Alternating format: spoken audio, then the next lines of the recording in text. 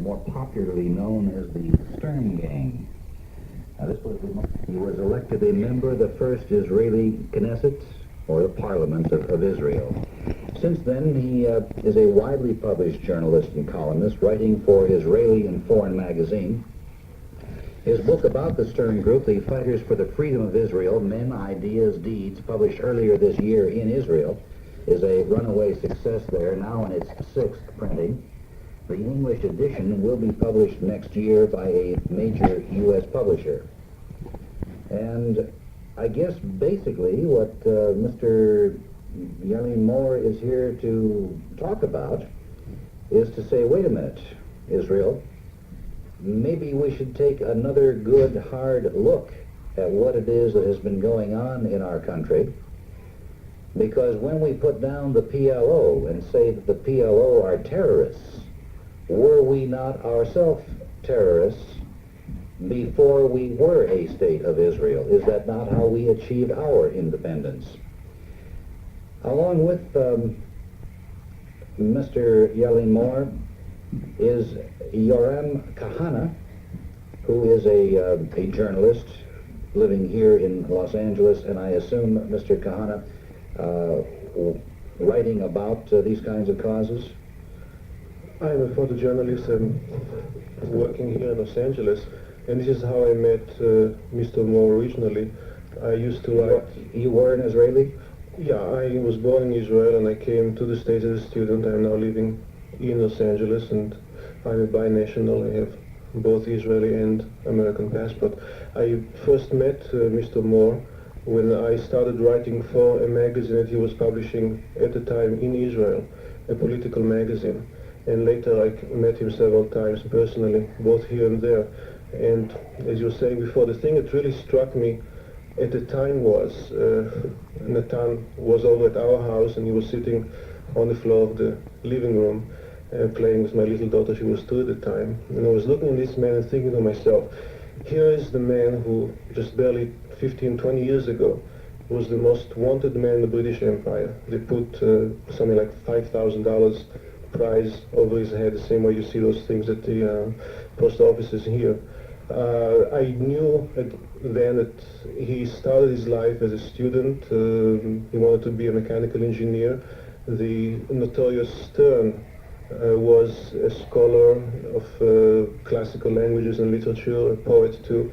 And I started wondering, what is it about certain conditions of political life where a person who wanted to be nothing but a poet or a mechanical engineer or a grocer or a doctor like Habash and so on, what makes them into terrorists who are willing to kill and get killed, risk their lives on the streets, and yet once they achieve something or other, they become again those normal, everyday, lovable citizens who you wouldn't be able to tell that are able to sacrifice their life and become those heroes. And I think once we understand what motivated a man like Ylin Moore, maybe we'll be better able to understand other terrorists in other times, other places. I don't say they're identical, but I would say that maybe looking to one person's life and experience would tell us something about others. Well, before I introduce Mr. Ylin Moore here, could you just briefly fill me in? This is going back now over a quarter of a century. Briefly, what was the Stern Gang and what was their purpose, or any of the terrorist organizations in the Middle East at that time? During the Second World War, the Jewish community in Israel felt that they are not getting their independence from the British who held the mandate over Israel. There were several factions in the Jewish community. Some felt that wait and see would bring independence. And then in several shades of radicalism, groups wanted to bring about independence sooner by force of arms.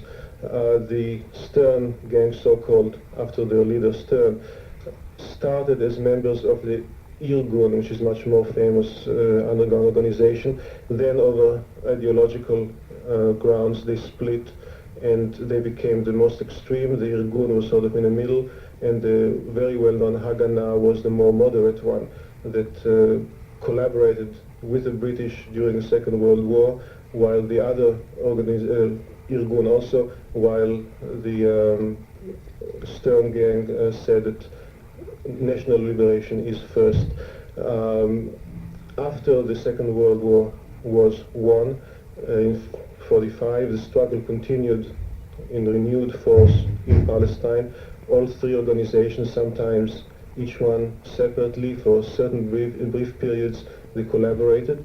And there I would believe the difference, ideological difference, was that the Stern Gang was, or the freedom fighters of Israel, were more realistic in a sense in seeing that the Arab struggle for liberation was not against the Jews, but also against the British, or primarily against the British, and also that the Jewish struggle should be not against the Arabs, but with the Arabs against the British. As a matter of fact, there were Arab members of the Stern Gang. Some of them risked their lives to spring Jewish members of the Stern Gang from British prison. Once the state was declared, all three undergrounds laid down their arms, and all the members joined the Israeli army. I see. All right, well, let's welcome now Mr. Nathan Ylin Moore. Mr. Moore, you just arrived here in the country today. This morning. Just this morning. You have been an Israeli citizen then for the entire duration of the State of Israel, is that right? Well, I have been in Palestine since 41. Since 1941? Since 1941. And then all the time a citizen of Israel. You're going to have to move into the mic a little bit, thank you. And you did serve with the original parliament then, the original Knesset? Yeah, I was a member of the first Knesset, the Knesset which was elected after the establishment of Israel. Now, I'm sorry my history isn't all as good as it should be, but the Stern Gang I certainly have heard about, because as was just said, your group was the most violent, if you were, of the various groups. What were you fighting for in your mind? These, well, let me back up a little bit. Would you equate the things that you did now, or then rather, with what the PLO is doing now? Were the crimes, or the actions is perhaps a better word, the actions the same kinds of actions? I wouldn't say so. Of course, we killed people who were fighting, but we never attempted the life of uninvolved and people who are not guilty in our eyes.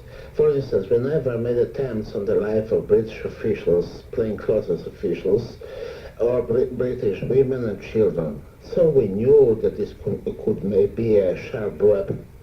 But from a moral point of view, we didn't find it proper to do such things. I'll tell you a story I just related about it in my book. One day we sent a boy, a fighter of ours, to blow up the British command, the British Southern Command, in the most guarded camp in Palestine, which was at the time Sarafant. And he passed all the guards and went in with a carload of explosives. With a carload of explosives? Yeah, a carload, a big car. And he parked the car just at the place where he had to do it.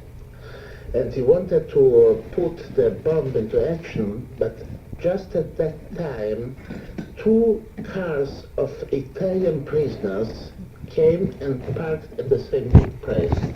And he was in a dilemma. He didn't know what to do, because on one hand he was under restriction, under orders to execute this explosion. On the other hand, he didn't want to kill innocent people. So, by putting in danger the action, he went to one of the drivers and said to him, "Please take away these prisoners very quickly, because there is going to be here a big deal." And the driver really went away, and so he avoided an unnecessary bloodshed. He avoided killing these innocent people. Well, then I'm a little confused, Mr. Ylin Moore. You are saying that the Israelis today ought to remember their own history when they condemn or refuse to deal with the PLO, but by your description, the PLO is killing innocent people, which you, even as the most violent of the gangs, didn't do. Look, within the PLO there are many organizations. I'm sorry, what kind of many organizations? Many organizations. Some of them, I believe, are conducting just a real war, but some of them have no restrictions at all, like the organization of Dr. George Habash, for instance. Well, besides that, one shouldn't ask the very simple question, give the very simple answer. In my opinion, it is more, I should say, a dialectical approach. As far as the PLO fights for the liberation of its own people, for the freedom of the people, for the liberation of their own lands, then they are freedom fighters. In as far as they try to fight for the annihilation of Israel, then they are a force of oppressors. Well, somehow you seem to separate this. The PLO, as I understand it, now has the backing of most of the Arab countries. Yeah. The PLO basically is going to be imposed upon the West Bank Arabs without a plebiscite. But you mentioned to me just before we went on the air that you felt that they would vote in the PLO anyway. Yeah. But the PLO is not going to be satisfied with just the West Bank. That's just going to be the first step. And then they are going to want, because Arafat has made this very clear, to annex all the palette of Israel. And he says, let's live side by side as brothers. But it's obvious that there are more Arabs there than there are Israelis. So the Arabs will be in control, and it will no longer be an Israeli land, will it? Look, when we were in the underground, we too, when we tried to expose our program, said we want all Palestine to be Israel. But when the decision of the United Nations was adopted, then we accepted it. I know, I not only feel, I know that the same will be with the PLO. I personally had talks with people of them in February in Rome. And they told, well, we know Israel is a reality and we have to comply with this reality. I asked them, well, why don't you say very clearly you want peace with Israel? Their answer was, in a question like the Jews do, did your government already accept the existence of Israel, of a Palestinian people? Why should we be first? We are a fighting movement. You should be first, and then we shall answer the initiative. Another excuse was that among them there are very radical groups, and if they change officially their program, they could be exposed to killings on the side of their own organizations. So my remark was, my question was then, so what are you going to do then? It may last for centuries if you'll be afraid of your own groups. And then they answered, you know, we now think about the history of Israel. In your country, when Ben-Gurion was convinced that the Irgun wants to take over power, he shot at them with a gun. Why shouldn't the same happen in our case? We shall be able to eliminate those elements. All right, Mr. Kahana, let me ask you, if you will, tell me something about the peace movement. Now, I understand that Mr. Ylin Moore is one of the leaders in this peace movement amongst the people inside of Israel. But would you describe that to me? I don't fully understand this peace movement. Okay. It's not really a movement in the sense of a party on card carrying. It is rather a loose organization of intellectuals, leaders, political leaders, writers, people of all walks of life, many of them important people, who, regardless of their political affiliation, and there are people from parties left and right, are interested in a dialogue with their counterparts in Arab countries in order to provide for a mutual and neutral meeting ground. There were several people and organizations in Europe.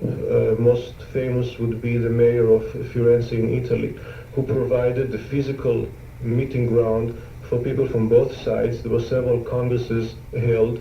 The most recent one was, I believe, earlier this year, where delegations came on an informal basis, both from Israel and from the Arab countries, simply to talk with each other, to be able to probe into each other's minds and motivations without the burden of official standings, official titles. And are there Arabs who come to these meetings, people representing the various Arab countries? Absolutely and definitely. From all over the Arab countries. And last time, in February in Rome, there was also an official delegation for the first time of the PLO. Official delegation. An official delegation. Now, the PLO, I know, has emerged as the chief group, but there still is a lot of dissension within the PLO. That's true, but the main group, the mainstream, is the middle one. There's the group of Yasser Arafat of Al-Fatah. And he's leading, I believe, towards a reconciliation, towards an approach, really towards a political settlement. Do you believe that the Israeli government, which is saying at every level that we will never deal with the PLO, do you believe that they're going to have to deal with the PLO? I'm sure that they're going to have to deal with the PLO. And I wanted only to remind you that the French said for many, many times that they're not going to deal with the FLN. And at last, de Gaulle came and had made a deal with these people. Do you believe there will ever be peace in the Middle East between the Arabs and the Israelis? I'm confident about it. It can be, and it should be, and it will be peace. Because otherwise, both nations are doomed to extermination. Can Israel withstand the length of time that the situation as it is now? For example, I was invited by the Israeli government to come and tour as a newsman just last March. And what I found there was a tremendous amount of disaffection with the government. Of course, my ear was still in at that time. The young people just didn't at all accept what she was doing. There's been a change now. But this constant harassment, this constant threat of war, the devaluation of the Israeli pound, the tremendous insecurities that they have everywhere. Now this potential huge influx of Jews from Russia, which could tax beyond all belief Israel's economy. Are they going to be able to withstand all this? Of course, with the help of the Jews abroad, in the diaspora, and the diaspora, and of course with the help of the American government, Israel will be able to survive. It would be a rather very difficult situation if this help would stop. Well, the question that comes up all the time on my program is, why should we be concerned about Israel, we as United States citizens? What benefit is it to us? Why should we be involved in a confrontation with Russia? Why should we give all this materiel? And why is it our problem?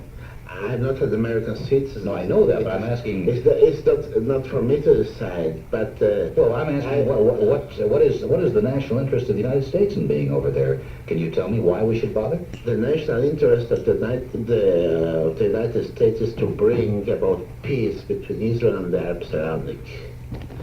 And really, that should be done by the United States. By the United States. Because look, Israel is a democracy, or so-called democracy, in the Middle East. But I understand that the United States has many interests in the Arab state, in the Arab countries, and it should follow its interests. But it doesn't mean that both interests can't be reconciled. All right, let me stop here and open our telephone lines so that other people can join the conversation. My guest once again, in fact we have two guests here. One is a photojournalist, Mr. Yoram Kahama, and the other guest is Nathan Ylene Moore, who at one time headed the Stern Gang in Israel and was one of the original members of the Knesset there. Our telephone number in Los Angeles is 388-7191. If you're calling long distance, it's area code 213 and then 388-7191. From Orange County, which is already tied up, 522-0720. Remember all the Christmases you've shared throughout the years. This year, share your Christmas thoughts with a special Hallmark card for a special someone. If you've ever loved somebody, or if you've ever... Hi, this is Hilly Rose. You're on the air at KFI. Good evening to you. Evening. Can I speak to your guest? You go right ahead, sir. Any one of the guests here. Now, as I can see it, and looking at the map, Israel is a very small country and a very small population, and the people are actually carrying a tremendous burden of taxes, inflation, and war. Now, in the '67 war, of course, Israel was kind of lucky to destroy the Arabs in a hurry. But now they've learned, and with their new equipment, if the Arabs get lucky, if there's another war, they may drive a couple of tank columns through to the ocean and to the Mediterranean and separate the Israeli defenders there, and they may be able to occupy a lot of Israel itself. Now, I think that the only thing for Israel to do would to get some kind of a settlement and let it go at that, because another war may go the other way. And what is your opinion? Well, you are correct. That's my point of view too. I understand that when you have to choose between one possibility that the war will be perpetual and the other possibility that you'll be able to reach peace, if without being 100% sure that the peace will be lasting forever, there's no such thing like perpetual peace, then we should choose peace and not a perpetual war. And therefore, it's my belief that we should make every concession possible for attaining peace in the Middle East, peace between our country and the surrounding Arab countries. All right, thank you very much, sir. One quick question before I go back to the phones. Today, Israeli President Katzir, who was a scientist before he became a politician, said that the world should be concerned over Israel's nuclear potential. He made that statement in the Jerusalem newspaper, and it was confirmed that he did say that. However, he said Israel would not be the first nation to bring atomic weapons to the Middle East. Now, we in the United States are giving a nuclear plant to Egypt. I heard today that Russia is going to be giving a nuclear reactor to Egypt. Are we building up to a nuclear confrontation in the Middle East, and do you think really that either side would be willing to use those weapons? You see, I don't know secrets of the military and of the government, but of course, one could believe that Israel has a potential, and one on the other side could believe that the Arabs, with the help of superpowers, will be able to reach this stage too. For Israel, nuclear war means complete destruction. Why? Because we are not able to give the second stroke. We are a tiny country, and it really only for those who would like a war of Samson and Goliath, David and Goliath. Of Samson, and say, "Let me die together with the Philistines." That's the only way. But I believe that it's in the interest of the superpowers to ban or to make banned all nuclear war the development in Israel, because But this we will are- be a disaster. But we are giving nuclear compatibility to these people. So we're setting them up for a nuclear war. A friend is not the same. A friend is not the same. A reactor is not the same. But if it can be used for war possibilities, for war acts, then it should be under severe control. All right, let's listen to another call, please. Hi, you're on the air at KFI. Good evening to you. Yes, may I speak to the member of the Stern Gun, please? Yes, go ahead. Yeah, I would like to ask the member of the Stern Gun, first of all, about the terrorists and the underground thing they've done, the murders on New Year's Day in Jaffa Gate in Jerusalem, the murder on Christmas Day outside Bethlehem by their organization, the murder of... Well, we don't need a list, sir. What is your direct question? My question is, we should not deal with those people. You're bringing, Mr. Rose, some terrorists, underground, murderers. Oh, I see. But the PLO are not. Is that... Just a minute. But I mean, they're fighting for their country, right? I mean, listen, sir, I've dealt with you for so long, and I've made it very clear. When you decide that you're an American and you want to fight for America as an American citizen, we'll talk.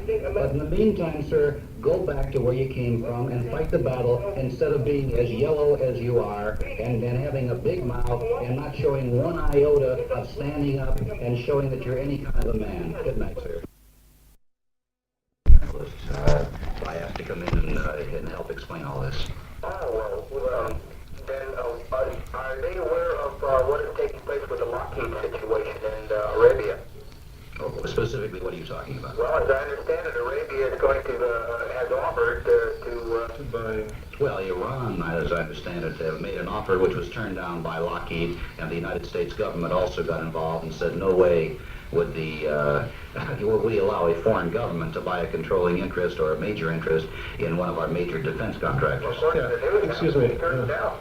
Friend, 1 second. No, if I may just simply reiterate very briefly what Mr. Moore said. He said very briefly that if the U.S. is to help Israel, it is not out of altruism or history or any other reason whatsoever, except that it is the best interest of the U.S. to have peace in the Middle East. That's all there is to it. How is it that, as I understand it, that when Mr. Arafat stood up and called for almost, in no uncertain terms, the complete annihilation again of the Israel people, that he received a rousing hand from the people that were standing around him? Well, he didn't preach annihilation of the Israeli people. What he meant was the annihilation of the Israeli state, and he wanted Christians, Muslims and Jews to live together. This, of course, is impossible. But this is a declaration, and What he's saying is you give us Israel and we'll let you live in it. Is that what he's saying? Or maybe look. Yes, effectively, that is what he's saying, sir. You see, and the declaration is not a condition for talks, for peace talks. It's not. Maybe that's his first position, but he will change his position. Yeah. Just to again repeat what Mr. Moore said earlier and very briefly too, during the Jewish struggle for independence in Palestine, the largest organization left of the Haganah was the Irgun. Their slogan was only thus, holding a rifle over a map of both sides of the Jordan. The slogan was, the Jordan has two banks. This is ours, the other one as well. Yet when the UN gave the Jewish population in 47 not both banks of the Jordan but one half of one bank, the Irgun was well satisfied. Mr. Begin, who was the leader of the Irgun, became a member of the loyal opposition of the Israeli government. All right, sir, thank you. Bye-bye. We'll take more calls in just a couple of moments here. Mrs. Beth Loftus discovered something. I teach college, and some days I'm Prohibit service in other armies and pledging allegiance or whatever. All those things were one by one removed as unconstitutional. The only thing that is left is in the back page of the passport. It says that if dual nationals get into some tacky situations abroad, the U.S. Consul might not be able to help them. Now then, I have two other questions. I'll make them quick. Sure. Because it's an interesting subject. Now then, do you citizens have to pay dual income tax to hold the dual citizenship paper. If you pay No, income tax has nothing to do with anything, sir. If any person, national of any country who lives here for a year and earns money has to pay U.S. income tax and so on and so forth. Now, my question is, do the Israeli citizens that hold dual citizenship, do they have to split their income between the governments of Israeli and the USA? No, again, it has nothing to do with anything. A citizen of anywhere who would live in Los Angeles for a year and make his living here would have to pay taxes to Los Angeles and to the U.S. All right, thank you, sir. Hi, you're on the air, KFI. Good evening to you. Good evening, Yes, fine. I want to ask the most fundamental question of all to your guest. Why doesn't Israel ever discuss the Palestinian refugees? This is why Mr. Moore is here, and maybe he should answer. Well, that's one of the faults of the misgivings of the Israeli government. It should have tackled the problem 25 or 30 years ago. But it didn't do so, and therefore the dispute or the conflict aggravated and was deeper and deeper. So I believe that the problem of the refugees is a problem of, I would say, a political problem. When the political problem will be solved, also this problem will be solved by giving sovereignty to the Palestinian Arabs. The problem of the refugees will be integrated in this new state. But, well, I understand, but why can't the two sides sit down and simply discuss this particular problem at any given time? You see, because the refugees as such have no representation. There is now a representation of the Palestinian people. On one side, half of that people, or maybe a third of that people, lives in Jordan. They are represented by the King Jordan. The others are either dispersed all over the countries of the Middle East, and they could be represented by the PLO. A third portion are under Israeli occupation, and there's nobody to represent them. Well, let's back up a little bit. The question has to also be, why don't the Arabs do anything about them as well, the Arab countries? Now, the Israelis, as I understand it, have given work to the people in the camps where possible, and that's many people at this moment, because they are building a country. What is it that the Israelis are supposed to do? And I'm asking you this, Tony. What is it that the Israelis are supposed to do with these refugees? Well, I'm talking just as a layman. It seems that they're supposed to allow them to come back. Oh, I didn't understand your question then. Okay, now it's a different question entirely. I believe that the Arabs deliberately used this issue for their own propaganda and for their own political purposes. This is just my offhand observation. All right, then the question is somewhat different. Well, there are two kinds of Arab camps. There's the ones in Gaza, for example, where they already are in Israel, and then there are the refugee camps outside of Israeli-held territories. And his question is, why didn't Israel allow these other Arabs to come back and reclaim their territories and take up their lives once the war was over? May I interject something briefly? Yeah. From what I've read, when the refugees left, before they were refugees, of course, they left at the prodding of their leaders, and then the Israelis, as I understand it, would not allow them to return on the basis of their having deserted when their country needed. Yeah, that's true from the legal point of view. But you see, if hundreds of thousands of refugees would be allowed now in a state of belligerency between Israel and the Arab countries, Israel would stop to exist. But therefore, I argue that it's a political problem, and only by solving the political problem, you can solve also the refugees problem. Well, of course, I've heard it expressed, the thought expressed, that the refugees would pose a threat to the security of Israel. And in that case, I would have to ask the question, in all innocence, you understand, if they are so dangerous, then why weren't they evicted before they left in 48? Why were they evicted? Why weren't they, if indeed they do pose a threat? No, that's not. They fled because the war, always the civil population tries to escape from the scene of war.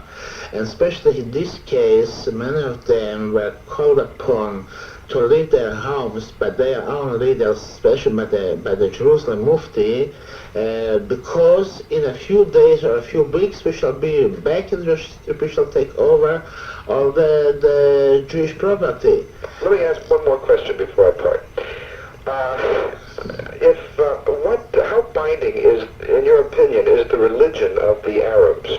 In that, if they were to take an oath of allegiance or an oath simply not to cause trouble or disobey the laws of the state, could that be a reliable procedure? You see, you can't base the security policy of a nation by a promise of hundreds, thousands of individuals. There must be an organ to take responsibility on it. And only by the creation of a Palestinian state and by the forming of Palestinian government, you'll have an authority to rely upon.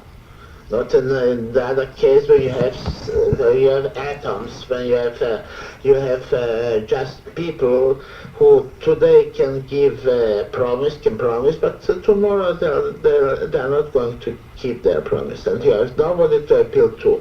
Okay, thank you very much. Okay, Tony, thank you. And we'll continue and take another call right after these. Because it's been impossible to get a line in that they would stay over at least to a portion of the next hour. So if you're hanging on the line, why stick with it, and you will get on the air. Hi, this is Hilly Rose, and you're on the air at KFI. Good evening to you. A few moments ago, the question arose as to whether either side would be inclined to use nuclear war weapons, assuming that both sides have adequate to do that.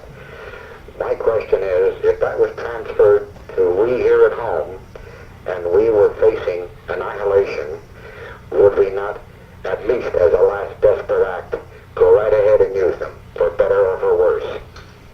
Well, let me answer that, sir, because I raised it. Obviously, we would, and that's really what I was trying to say, is that situation, if it doesn't get diffused sometime soon, right, is leading us into a nuclear war, because not only are we giving nuclear power to both sides, but Russia is giving nuclear power to at least one side. Absolutely. And it is obvious that desperate men will use desperate measures. Here is a man sitting here. I would hate to ask him how many people were killed as a result of his activities. But he fought, you can ask him, I won't, but he fought for a principle that he believed in, and he felt that life was not that important because it was the majority of lives that were important. Right. So obviously, this is what we're talking about, and this is, I'm sure, what Mr.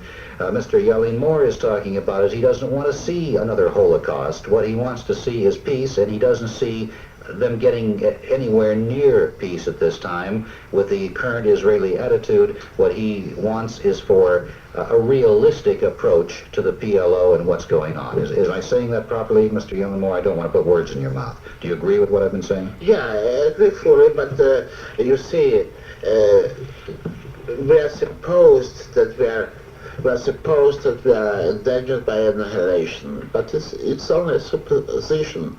Maybe that we can find a way to peace, and we shouldn't bring a situation where a nuclear war would be inevitable.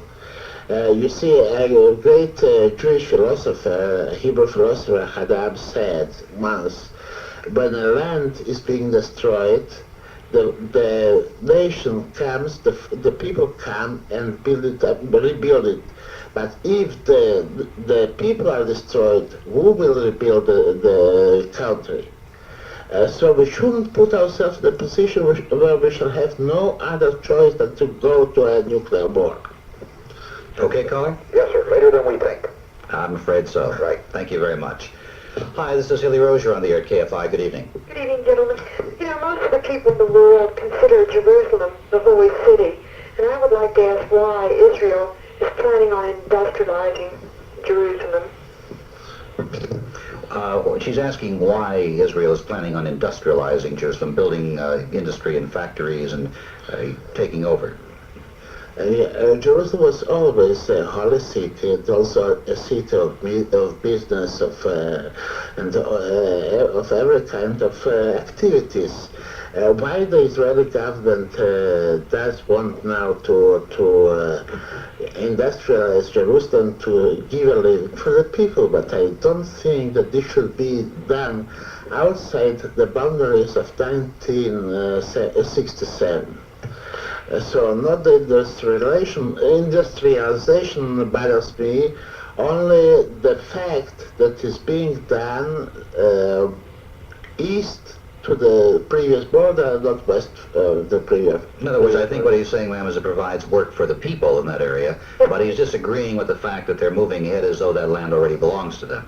I mean, I sort of feel that none of us want to change the physical structure of Jerusalem.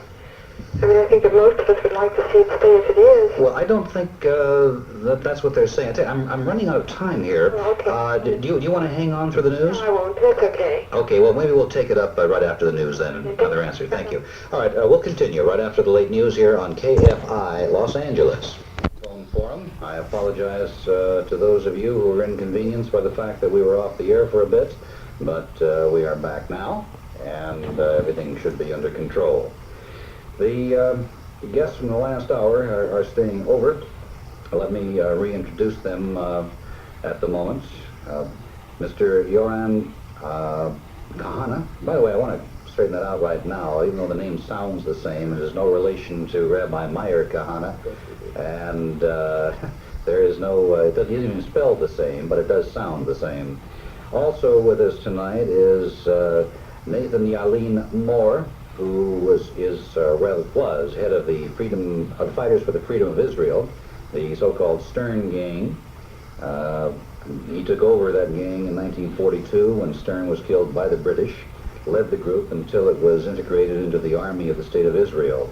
He was arrested by the British, tunneled his way to freedom with several co-prisoners. He was elected member of the first Israeli Knesset, the parliament, 1949 to 1951. And since then has been a widely published journalist and columnist writing for Israeli and foreign magazines. Before we go back to the telephones, let me give you the telephone numbers because I have two lines open at the moment and the lines have been very hard to get through.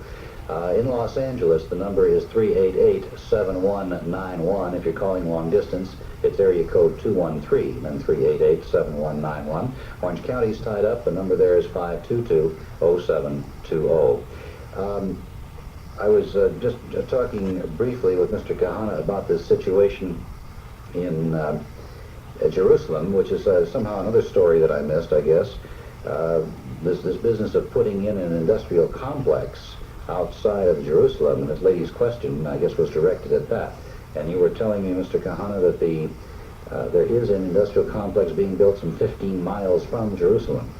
There were reports, in fact, in the Los Angeles Times about that, and I think that even though the Israeli government denied any connection between the two events, it must have been some attempt to create more facts in the surrounding areas around Jerusalem. And Mr. Moore said that his only objection is that Israel can industrialize the area as long as Israel stays inside 367 lines, he said, before the And you were saying also that they are either building now or planning to build high-rises in Jerusalem? Yeah, this is another problem that every person who loves Jerusalem or has been to Jerusalem or knows Jerusalem should be concerned about, and this is that a lot is done in the haste to develop Jerusalem. A lot is done to destroy or detract from natural beauty of the city surrounded by hills. Many high-rises are being built where they don't really belong, and there is a very active movement in Israel of architects, artists, students, people who know and love Jerusalem, trying to stop this building, which ironically in many cases is illegal. It is against the laws in Israel for preservation of the beauty of the city. Well, if it is illegal, how is it being done? But the same way it is done here. You start building, and by the time you get the citation, you already are 9 stories in the air, and then Yeah, it's too late. Right. It's a long story, we know it from here. We fought in our hills in Los Angeles to protect the hills. In other words, people aren't different anywhere around the world, is that right? The more you see them, the more you realize they're the same. All right, let's go back to our telephones now, and line open in Los Angeles, 388-7191. Hi, you're on the air at KFI. Good evening to you. Good evening. Yes, ma'am. There are so many questions, and I know that my time should be limited. Mm-hmm. I would like to speak with your guests. I'm sorry that I cannot pronounce their names, Yes, but they're both listening to you. Go ahead. and I apologize. I would just like to preface my remarks by saying that I, as one, know about the Stern Gang and the Argonaut, and all I can say is that what their opening remarks, or one of them, maybe they were a little bit more selective and humanitarian in their killings. But what I want to ask is, he also, one of the gentlemen said that, I'm glad that he said this, a so-called democracy, which, okay, we don't really have a democracy there. Another thing, I would like to ask him for a very definite answer. It isn't so much a question of a Jewish state, is it? It's really Zionism. One must be of a Jewish mother, and it is a religious state. Some of the other callers have called, and as a Christian, I believe that Jerusalem should be an open city for everybody, but I'll let that pass. The one question that I read, two questions, and you touched on one. Why should we have a war over a little tiny state? I want to ask them, what is the size of Israel? The way I understood it, it's about the size of New Jersey. And if they want desert, I'm sure that other than an atomic war, we would be glad to give them desert, but it's more than that. Well, let me try and get some of your questions answered, ma'am, because it goes on and on. Specifically, what is your question?